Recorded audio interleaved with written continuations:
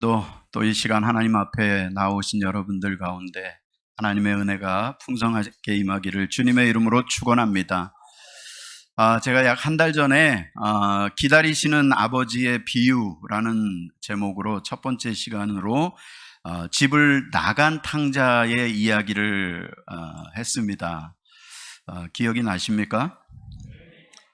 예, 네라고 대답하시는 분들도 있고 전혀 금시초문이라는 듯한 표정으로. 예, 오늘은 그 두 번째 시간으로 기다리시는 아버지의 비유 두 번째 시간으로 집 안에 있는 탕자 이야기를 좀 하려고 합니다. 한 여자분이 여행을 하기 위해서 비행기를 타기 위해 공항에 나갔습니다. 가서 이제 수속을 마치고 이렇게 하니까 시간이 많이 남았어요. 그래서 가게에 들어가서 잡지를 한 권을 사고 그리고 자기가 좋아하는 과자를 한 봉지를 샀습니다. 그래서 이제 게이트 앞에 와서 자리를 잡고 앉아서 잡지를 뒤적거리고 있는데 옆에서 뭔가 바스락바스락 소리가 나는 거예요. 무슨 소리인가 하고 딱 봤더니 옆에 웬 점잖게 생긴 남자 신사 한 분이 자기가 방금 사온 그 과자 봉지를 뜯고 있는 겁니다. 깜짝 놀래갖고 이건 뭐지? 무슨 상황이지? 그런데 너무 놀래서 뭐라고 말도 하지 못하고 이 남자분이 뜯은 그 과자 봉지에 과자를 자기 거라는 표시로 자기가 먼저 하나 딱 집어 먹었답니다. 근데 이 남자분이 한번 보더니 자기도 하나를 집어 먹는 거예요. 그러니까 이 여자분이 또 자기도 집어 먹고 남자가 집어 먹고 하나씩 집어 먹다 보니까 마지막 하나가 남았습니다. 그런데 이 마지막 하나 남은 과자를 이 남자분이 신사가 잡아서 딱 들더니 반을 똑 잘라서 반은 그 봉지 위에다 놓고 반은 자기 입에다 탁 넣더니 이 여자를 보고 씩 웃더니 돌아서 가더라는 거죠. 그러니까 그 돌아서 가는 그 뒷모습을 보고 얼마나 화가 나는지, 세상에 저런 뻔뻔한 사람이 다 있나, 살다 너무 화가 나는 겁니다. 어쨌든 그래서 시간이 돼서 이제 비행기에 탔습니다. 그 자리에 앉았는데도 그 사람 얼굴이 떠오를 때마다 기분이 나쁘고 막 화가 나고 세상에 저런 사람이 다 있지? 막 분노가 치밀어 오르는 겁니다. 그러다가 뭔가를 찾을 게 있어갖고 자기가 들고 들어온 종이 가방을 딱 열었는데요. 그 안에 자기가 산 과자가 봉지를 뜯지도 않은 채로 그대로 들어있더라는 거죠. 어떤 상황일까요? 지금까지 씩씩거리면서 먹었던 과자는 자기 과자가 아니라 그 신사분의 과자였던 거죠. 여러분, 우리가 상대방에 대한 오해를 하면은요, 불필요한 불평과 원망을 하게 되어 있습니다. 하나님에 대한 오해도 마찬가지입니다. 우리가 하나님의 사랑에 대해서 오해하면은요, 우리가 하나님을 향해서 불평하게 되고 원망하게 되는 것입니다. 여러분, 바리새인과 서기관들이요, 바로 그러한 자들입니다.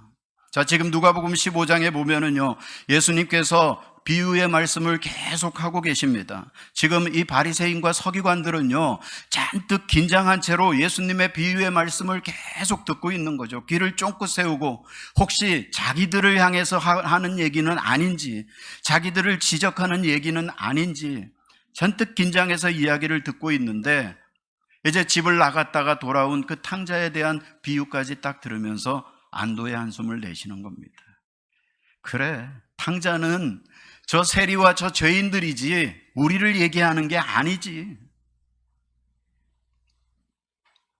그런데 여러분, 예수님의 비유의 말씀이 여기서 딱 끝이 났으면 좋았겠는데 예수님은요, 여기서 그치지 않고 계속해서 말씀합니다. 자, 25절에 보면요, 이제 큰아들이 밭에 나갔다가 집으로 돌아옵니다. 자, 여기서부터 예수님의 이 비유의 말씀이 전혀 다른 분위기로 전개가 되어집니다. 사실 이 25절부터 시작되는 이 비유의 후반부의 말씀은요, 바로 그 바리새인과 서기관들을 향한 메시지였던 것입니다. 여러분, 이들은요, 죄인이 회개하고 구원을 받는다? 도저히 용납할 수 없는 그런 자들입니다. 도저히 그것을 이해할 수 없는 그러한 자들입니다. 여러분, 이들의 문제가 무엇이었을까요? 이들은요, 사랑이라는 그 개념을 제대로 몰랐던 것이죠. 뭔가 사랑에 대한 잘못된 오해를 가지고 있었던 것입니다.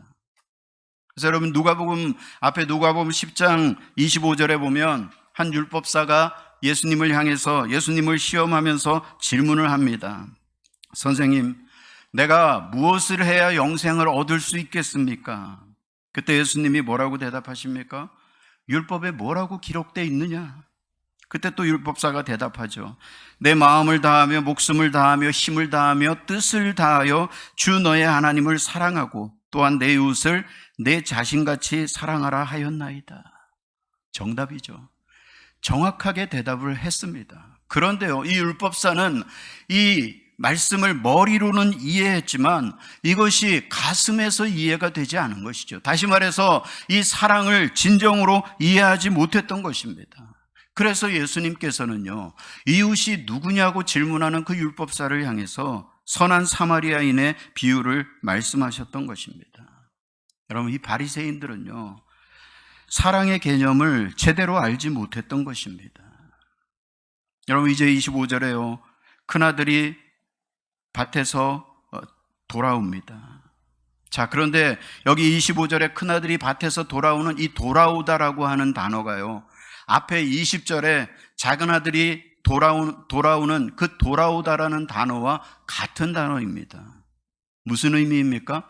여러분, 큰아들은요, 밭에서 열심히 일하다가 지금 땀 흘리고 일하다가 돌아왔습니다. 작은아들은요, 세상에서 방탕하게 살다가 아버지 재산을 다 탕진하고 그러고 돌아왔습니다. 여러분, 우리가 볼 때에는요, 완전히 다른 거잖아요. 같이 돌아왔지만 그 돌아옴의 의미 자체가 다른 것입니다. 그러나 하나님 앞에서는요, 모두가 동일한 돌아옴이라고 하는 것입니다. 우리가 어떠한 모습으로 살았든지 우리가 어디에 있다가 왔든지 하나님께로 돌아오는 돌아옴은요, 하나님 앞에서는 모두가 다 동일하다는 것을 말씀하고 있는 것입니다. 이제 큰아들이 집으로 돌아오죠. 근데 집으로 가까이 오면 올수록 집에서 막 풍악 소리가 들리고 춤추는 소리가 들립니다. 그 소리에 깜짝 놀라 이 큰아들이 종을 불러서 묻습니다. 도대체 무슨 일이냐?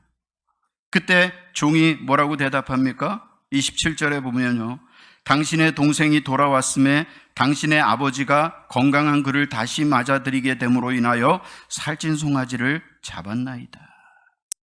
자, 이때 큰아들이 이 이야기를 듣고 어떻게 반응합니까? 잔뜩 화가 나서 분노하면서 그는 집에 들어가기를 거부합니다. 그때 또 아버지는 어떻게 반응하십니까? 여러분, 28절 하반부에 보면은요, 아버지가 나와서 권한대.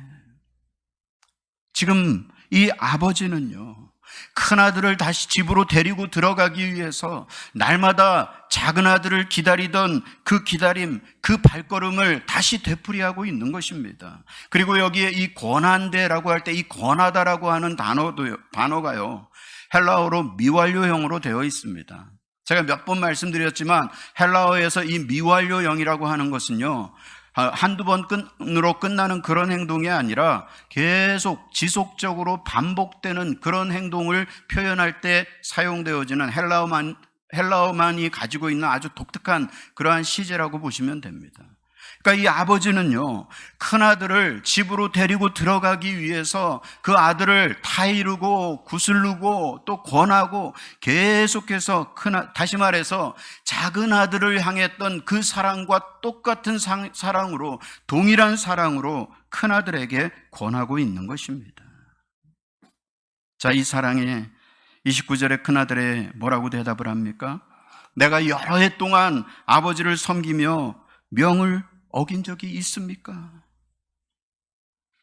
그런데 여러분, 여기에서요, 우리가 이 섬기다라고 하는 단어를 눈여겨볼 필요가 있습니다. 여러분, 여기에 이 섬기다라고 하는 단어가요, 헬라어로 듀로라고 하는 단어인데요, 여러분, 이것은요, 아버지와 아들 사이의 관계에서 사용되어지는 단어가 아니고요, 주인과 종 사이에서 사용되어지는 단어입니다. 다시 말해서 지금까지 이 큰아들은요, 그가 아버지를 아들로서 섬겨왔던 것이 아니라 종으로서 아버지를 섬겨왔던 것입니다. 그러면서 그런 나에게는 염소 새끼 한 마리라도 주어서 친구들과 즐기게 해 주신 적이 있습니까? 라고 아버지에게 불평하고 있는 것이죠. 여러분, 이 큰아들은요, 철저하게 아버지의 사랑을 오해하고 있었던 것입니다. 그 아버지의 사랑을 오해하고 아버지를 원망하고 분노를 터뜨리고 불평을 퍼붓고 있는 것입니다. 자, 그런데요, 이렇게 불평하고 있는 큰아들에게 아버지는요, 충격적인 대답을 하십니다. 여러분, 31절에 보십시오. 너는 항상 나와 함께 있으니 내 것이 다 네 것이다. 여러분, 이건요, 충격적인 대답이죠. 아버지의 그 농장에 널려있는 그 염소 새끼들, 그 수많은 양떼들, 그 살찐 송아지들, 그 모든 것이 다 네 것이라는 거죠. 그런데요, 문제는 이 큰아들은 지금까지 그 사실을 전혀 깨닫지 못하고 그렇게 종처럼 지내왔던 것입니다. 그래서 아버지의 사랑을 오해하고 아버지를 향해 불평하고 불만을 품어왔던 것이죠. 그리고 오늘 그것이 속에서 터져나오고 있는 것입니다. 여러분, 작은 아들이 돌아와서 아버지가 살찐 송아지를 잡고 막 잔치를 벌이고 할 때예요, 누가 가장 못마땅하고 억울하게 생각했을까요? 누가 제일 억울했을까요? 살찐 송아지죠. 네, 그렇죠. 생판 한 번도 본 적도 없는 작은 아들이 갑자기 돌아왔는데, 애써 열심히 살을 찌워왔는데 자기를 잡아서 잔치를 하겠다고, 내가 이러려고 살을 찌웠나 자괴감이 들지 않았겠습니까? 그죠? 근데 예수님이 지금 얘기하시는 의도는요, 큰아들을 이야기하시는 것입니다. 큰아들은요, 아버지의 사랑을 오해하고 아버지의 사랑이 잘못됐다고, 나는 억울하다고 그렇게 주장하면서 집 안으로 들어가기를 거부하고 있는 것입니다. 그리고는 문 밖을 서성거리면서 자기가 다시 탕자 노릇을 하기 시작하고 있는 것이죠. 여러분, 여기서 우리는요, 두 가지의 교훈을 생각해 볼 수 있습니다. 먼저 첫 번째 교훈은요, 우리가 하나님의 사랑을 바르게 이해하지 못하고 제대로 깨닫지 못하면은요, 우리는 하나님을 향해서 불만을 쏟아놓게 되어 있다고 하는 것입니다. 그렇기 때문에 우리는요, 하나님의 사랑을 바르게 깨달아야 하는 것입니다. 여러분, 하나님의 사랑은 어떤 사랑입니까? 무조건적인 사랑입니다. 하나님은요, 사랑 그 자체이시기 때문에 우리를 사랑하시는 것입니다. 우리에게 어떤 하나님께 사랑받을 만한 조건이 있기 때문에, 내가 잘났기 때문에, 내가 똑똑하기 때문에, 내가 착한 일을 많이 했기 때문에 하나님께서 우리를 사랑해 주시는 것이 아니라고 하는 것입니다. 여러분, 죄인인 우리는요, 우리의 힘만으로는 하나님의 은혜의 보좌 앞으로 결코 나아갈 수 없는 자들이죠. 하나님께서 우리를 사랑해 주시기 때문에, 하나님께서 우리를 사랑으로 뿜어주시고 하나님의 자녀 삼아 주셨기 때문에 우리는 당당하게 하나님의 은혜의 보좌 앞으로 나아갈 수 있는 것이죠. 오늘 이렇게 우리가 하나님 앞에 나와 하나님께 예배하고 찬양하고 마음껏 하나님의 이름을 부르면서 하나님 앞에 나올 수 있는 것, 우리를 향하신 그 하나님의 사랑이 있었기 때문에 가능한 일이라고 하는 것입니다. 이 큰아들은요, 아버지의 사랑을 오해한 것이죠. 아버지와 자신과의 관계를 오해한 것입니다. 자신은 열심히 노력하고 아버지는 그 노력에 대한 대가를 지불하는 그러한 관계로 오해했던 것입니다. 그래서 자기는 종처럼 땀 흘려 일하고 아버지의 명령을 한 번도 어긴 적이 없노라고 불평을 터뜨리고 있는 것이죠. 그러니까 땀 대신에 술로 옷을 적시고 패역한 모습으로 아버지의 재산을 가지고 가서 다 탕진해버린 그 동생을 아무런 조건 없이 용서해 주시고 다시 아들로 받아주시는 그 아버지의 사랑을요, 이 큰아들은 도무지 이해할 수가 없었던 것입니다. 그러나 여러분, 지금 이 큰아들은요, 뭔가 크게 오해하고 있는 거죠. 만일 정말 그가 그렇게 생각하는 것처럼 아버지의 사랑을, 자신의 노력으로 아버지의 사랑을 살 수 있다고 생각했다고 한다면 그는요, 끝까지 그렇게 했어야 하는 것입니다. 비록 방탕한 동생이 다시 돌아온 게 못마땅하다 할지라도 그 동생을 아버지가 아무 조건 없이 다시 사랑으로 받아준 것이 영 못마땅하고 도저히 이해가 된다 할지라도 끝까지 참고 원망하지 말았어야 하는 것입니다. 그러나 지금 아버지 앞에서 아버지 사랑이 잘못됐노라고, 정당하지 않다고 불만을 토하고 분노를 바라는 이 큰아들의 자세는요, 아버지의 사랑은커녕 아버지의 분노와 역정을 불러일으키기에 충분한 그러한 모습이라고 하는 것입니다. 그리고 이 아들은요, 아버지를 인색한 사람으로 단정해버립니다. 자신을 위해서는 염소 새끼 한 마리도 내어주지 않는 그런 인색한 분으로 만들어버리고 있는 것입니다. 결국 자신을 아버지의 아들이 아닌 아버지의 종으로 여기면서 살아왔던 것입니다. 사랑하는 성도 여러분, 하나님은요, 우리를 당신의 자녀로 부르시고 우리에게 무조건적인 사랑을 베풀어 주시는 분이십니다. 그러므로 우리는요, 하나님의 그 사랑 앞에 무조건적으로 반응하면 되는 것이죠. 하나님의 사랑을 그대로 그냥 받아들이면 되는 것입니다. 하나님께서 우리를 자녀로 삼아 주시면 우리는 그 하나님의 자녀로 살아가면 되는 것입니다. 그런데 우리는 어떻습니까?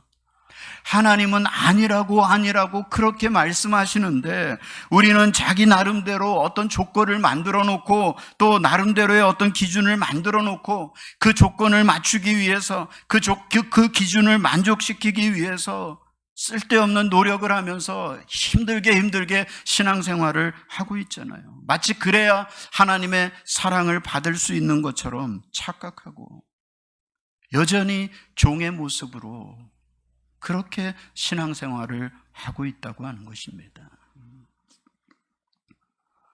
여러분, 저 지구촌교회 원로 목사님이신 이동원 목사님이 이런 얘기를 하신 적이 있습니다.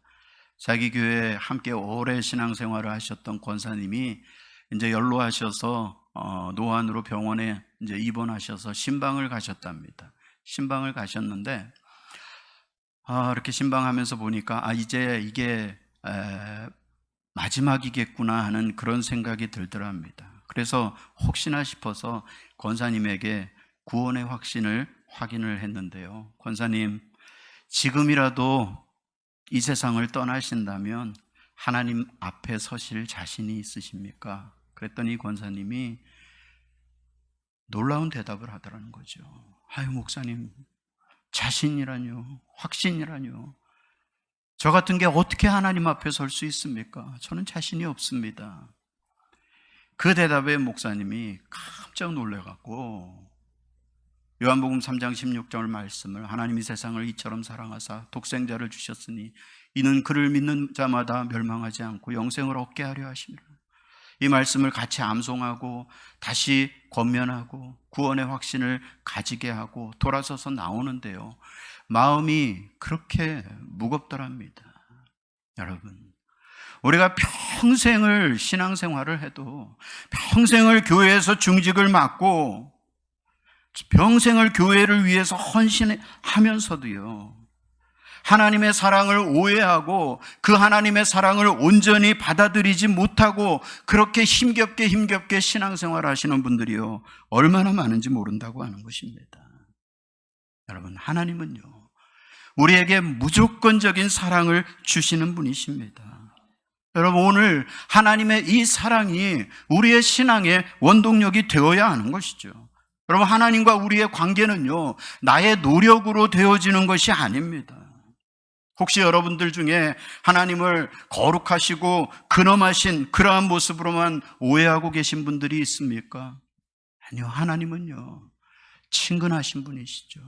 포근하신 손길로 늘 우리를 품어주시고 우리를 다독이시고 우리를 안아주시는 사랑의 하나님이십니다.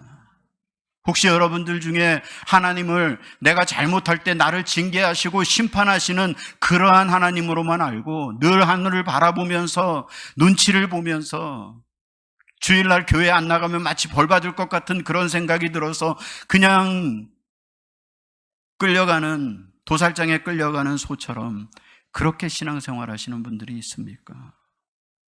그러나 하나님은요, 늘 내 편에 계시는 하나님이십니다.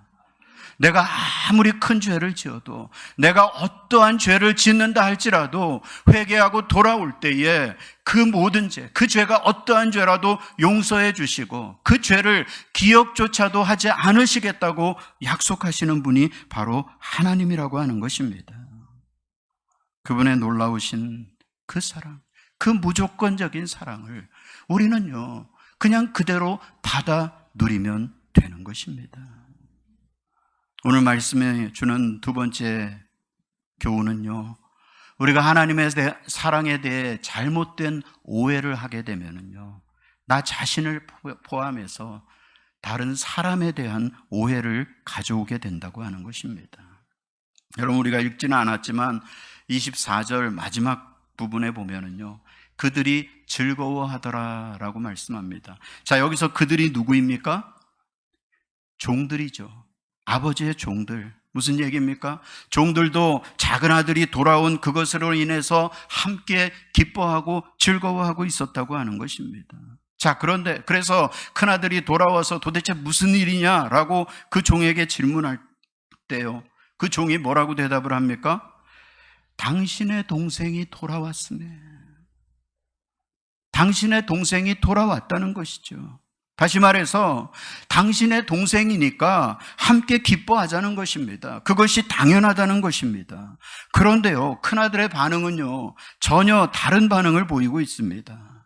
여러분, 30절에 보면 이 큰아들이 아버지에게 불평을 털어놓으면서 그 동생을 자신의 동생이 아니라 자신의 동생이라고 부르지 않고요, 뭐라고 얘기합니까? 아버지의 살림을 창녀들과 함께 삼켜버린 이 아들. 여러분, 여기서 이 아들이라고 하는 이 표현은요, 내 동생이 아니라 바로 아버지 당신의 아들이라고 하는 그런 경멸조의 표현이죠. 이것은요, 동생에 대한 원망이고 동생에 대한 불평이자 동시에 아버지를 향한 원망과 아버지를 향한 불평을 표현하고 있는 것입니다. 지금 이 큰아들은요, 아버지의 사랑이 부당하다고 주장하고 있는 것입니다. 마치 아버지가 잘못하고 있다고 아버지를 꾸짖고 있는 듯한 그런 분위기를 만들고 있는 것이죠. 이 큰아들은요, 사랑을 받을 가치조차도 없다고 생각했던 그 동생을 아버지께서 무조건적인 사랑으로 받아주시고 또 극진한 사랑으로 품어주시는 그것을 도저히 용납할 수 없었던 것입니다. 아마 이 큰아들은요, 나름 지금까지 뿌듯한 마음을 가지고 살아왔을 것입니다. 동생이 아버지 재산을 챙겨서 떠나서 그 재산을 탕진하고 있을 때 나는 동생과는 다른 사람이야. 동생보다는 나는 훨씬 나은 사람이야. 동생은 불효자이지만 나는 효자야. 나름 그런 뿌듯한 마음을 가지고 살지 않았겠습니까? 여러분, 바리새인과 서기관들이요, 똑같은 모습이죠. 자기들만 하나님의 뜻대로 사는 줄 알고 자기들만 하나님의 말씀대로 사는 줄 알고, 그래서 다른 사람들은 결코 하나님의 사랑을 받을 자격이 없는 그러한 죄인들일 뿐이라고 그렇게 생각하고 살아가는 자들이 그들이죠. 그래서 그들은요, 죄인들이 회개하고 죄사함 받고 구원을 받는, 구원의 은혜를 받는 그것이요, 배가 아프고 도저히 용납이 되지 않았던 것입니다. 마치 자기가 아버지 집에 사는 것이 아버지의 아들이기 때문이지 자기가 열심히 일했기 때문이 아니라는 사실을 깨닫지 못했던 이 큰아들처럼 바리새인과 서기관들도요, 자신들이 누리는 그 은혜가 마치 자신들이 착한 행실을 했기 때문에, 선한 행위를 했기 때문에, 하나님의 말씀, 율법을 지켰기 때문이라고 착각하면서 살아가고 있었던 것입니다. 사랑하는 성도 여러분, 혹시 내 안에 이러한 모습이 있지는 않습니까? 나는 거룩하고 나는 신앙으로 잘 살고 있는데 다른 사람들은 뭔가 그렇지 않은 것 같고, 다른 사람들은 마치 죄인처럼 보이고, 다른 사람들의 신앙은 마치 어린아이의 신앙처럼 그렇게 느껴지지 않습니까? 하나님을 알지 못하는 저 세상 사람들은 아예 상종조차도 하지 못할 그러한 존재로 그렇게 생각하고 있지는 않습니까? 나만 하나님의 사랑을 받아야 되고, 나만 구원의 은혜를 받아야 한다고 착각하면서 신앙생활하고 있지 않습니까? 그렇다고 한다면요, 아직도 여전히 영적으로 어린아이 상태에 머물러 있는 것이죠. 그럼 제가 그 아들과 딸이 있는데 연년생이거든요. 내 애들을 키울 때, 어릴 때에 여러분 대부분의 여기 계신 아빠들도 그러겠지만 아빠들은 보통 딸바보잖아요. 그러니까 저도 좀 그런 면이 있어서 저는 안 그런다고 생각을 했는데 늘 아내한테 핀잔을 듣죠. 너무 티나게 딸만 편애하는 거 아니냐. 그러다 보니까 이 딸이요, 어릴 때 아빠의 사랑을 자기만 받아야 된다고 생각을 하는 거예요. 그래서 제가 소파에 앉아 있으면 한쪽 무릎에 자기가 탁 앉아요. 그러면 아들도 자기도 이제 이쪽에 앉으려 그러면 아들이 다가오면 안 돼, 내 자리야, 오지 마. 못 앉게 하는 거예요. 어린아이니까 그러는 거죠. 나만 사랑받아야 되고, 나만 사랑받을 수 있는 존재이고. 그런데 우리는요, 이런 어린아이와 같은 모습으로 그렇게 신앙생활 할 때가 많다고 하는 것입니다. 그러나 하나님은요, 우리에게 하나님과 똑같은 시각으로, 하나님과 동일한 심정으로 그들을 바라볼 것을 우리에게 요구하고 계시는 것입니다. 32절 말씀해 보십시오. 이 내 동생은 죽었다가 다시 살아났으며 내가 잃었다가 얻었기로 우리가 즐거워하고 기뻐하는 것이 마땅하도다. 지금 아버지는요, 이 큰아들에게 나와 동일한 시각으로, 나와 동일한 심정으로 동생을 봐줄 것을 요청하고 있는 거죠. 그리고 그것이 마땅하다고 말씀하고 있는 것입니다. 여러분, 그렇다고요, 이것이 작은 아들이 세상에서 방황하고 그렇게 방탕한 생활을 살았던 그 시간들, 그 기간을 칭찬하는 것을 의미하는 것은 아닙니다. 비록 그렇게 살았지만 그 생활을 청산하고 이제 다시 돌아왔으니까 그 돌아옴에 대한 기쁨을 함께 나누자는 것입니다. 여러분, 이것이 하나님의 은혜입니다. 우리가 이 은혜를 누린 자들이잖아요. 우리는 비록 세상에서 방탕한 삶을 살았지만 우리가 다시 돌아올 때에 하나님께서는요, 아무 조건 없이 우리가 돌아오는 것 그 자체만으로 기뻐하시고 우리를 품어주시고 용납하시고 우리를 사랑해 주셨잖아요. 여러분, 이것이 참된 은혜인 것입니다.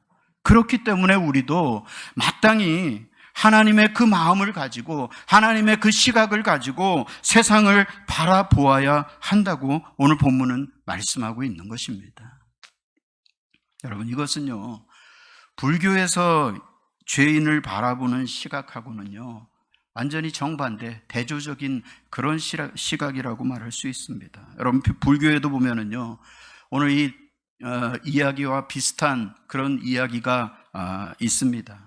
한 탕자가 집을 떠나서 오랫동안 허랑방탕하게 살다가 이제 완전히 다 망가져가지고 건강도 상하고 정신까지 혼미해지고 다 그런 오랜 세월이 흘러서 그렇게 다시 고향으로 돌아오게 됩니다. 그런데 그 긴 세월 동안 너무 고생을 하다 보니까 뭐 사람도 제대로 못 알아보고 자기 아버지를 보고도 아버지를 알아보지 못하는 그러한 상태로 돌아온 거죠. 그런데 아버지는 그 아들을 한눈에 딱 알아보고 종을 시켜서, 하인을 시켜서 집으로 데려갑니다. 그리고 깨끗하게 씻기고 깨끗한 옷을 입히고 먹이고 그리고 이제 지켜보는 거죠. 이 아들이 아버지 집에서 지내면서 오랜 세월이 흘러서 점점 건강을 회복하고 정신도 온전하게 돌아오고 생각하는 거나 말하는 거나 이제 좀 어느 정도 성숙해지고 도덕적으로도 뭔가 판단할 수 있는 그런 상태가 되었을 때에, 그때서야 아버지는요, 드디어 자신이 아버지라는 사실을 밝히고 공식적으로 이 아들을 자기의 친아들이고 상속자라고 그렇게 받아들이는 그런 이야기가 있습니다. 여러분, 이 이야기에는요, 어디에도 은혜라는 개념을 찾아볼 수가 없죠. 일반적으로 세상이 말하는 그저 행위로 구원받는 그러한 그 구원의 대표적인 이야기일 뿐이라고 하는 것입니다. 오늘 본문의 큰아들이 좋아할 만한 그런 이야기죠. 그러나 여러분, 우리는요, 하나님의 은혜가 아니고는요, 살아갈 수 없는 연약한 존재들입니다. 내 힘으로는 하나님 앞에 온전히 설 수 없는 그러한 자들이라고 하는 것이죠. 그렇기 때문에 우리는요, 전적으로 하나님의 은혜로만 하나님 앞에 나아갈 수 있는 것입니다. 여러분, 우리가 하나님의 사랑을 오해하면 내가 하나님의 아들이라고 생각하고 있으면서도 실제로는 마치 종과 같이 그렇게 생활하게 되는 것입니다. 그러나 하나님의 사랑을 바르게 이해하면 비록 내가 하나님의 자녀로서의 자격이 없고 그저 아버지에게 종으로 받아들여지기만 해도 그것으로 감사하는 마음으로 돌아오지만 결국은 아들로 맞아주시는 그 놀라운 은혜를 경험하게 되는 것입니다.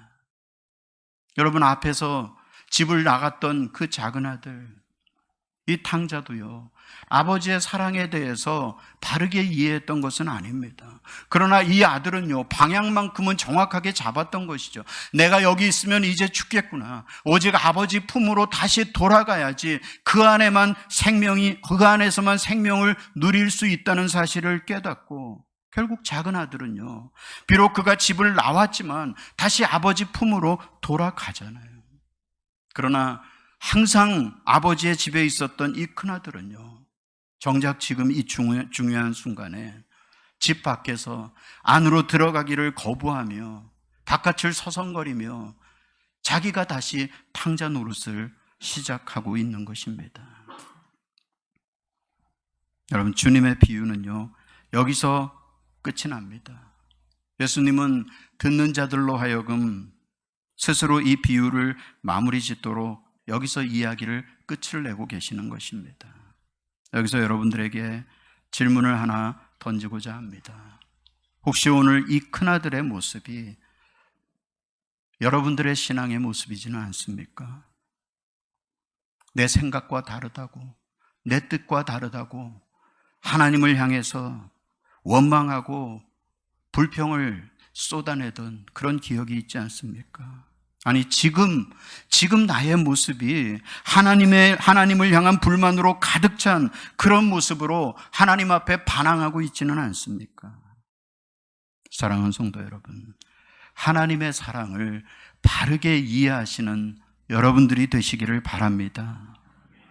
우리의 삶이 어려워질 때에 우리에게 다가오셔서 우리의 어깨를 두드려 주시고 격려하시고 위로하시는 하나님, 우리가 마음이 상해서 눈물 짓고 있을 때 우리의 눈에 눈물을 닦아주시고 우리의 마음을 어루만져 주시고 우리에게 새 힘을 주시는 하나님, 죄악으로 캄캄한 그 어둠 속에서 두려움과 공포에 떨며 어디로 가야 할지 알지 못해 방황하고 있을 때 예수 그리스도의 그 보혈로 우리를 눈과 같이 양털같이 깨끗하게 해주시는 그 하나님, 그리고 지금도 우리가 이 죄악을 이기며 살아갈 수 있도록 날마다 우리에게 새 힘을 베풀어 주시는 그 하나님, 여러분, 하나님의 이 사랑을 우리가 제대로 이해하지 못하고 하나님의 사랑을 오해하게 될 때에 우리는 하나님을 향해서 불만과 불평을 쏟아놓게 되는 것입니다.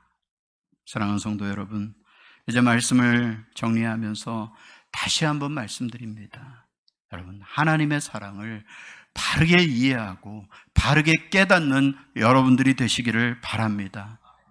그래서 그 하나님의 사랑을 느낄 때마다 여러분들의 모든 근심의 안개가 걷히고 모든 역경의 구름이 걷히는 그러한 경험을 하시기를 바랍니다.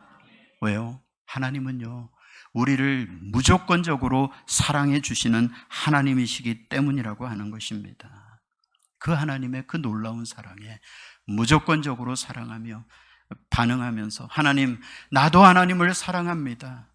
내가 오직 하나님만을 찬양하겠습니다. 이 고백으로 날마다 하나님의 그 사랑을 온전히 누리며 살아가는 저와 여러분들 모두가 되시기를 주님의 이름으로 축원합니다.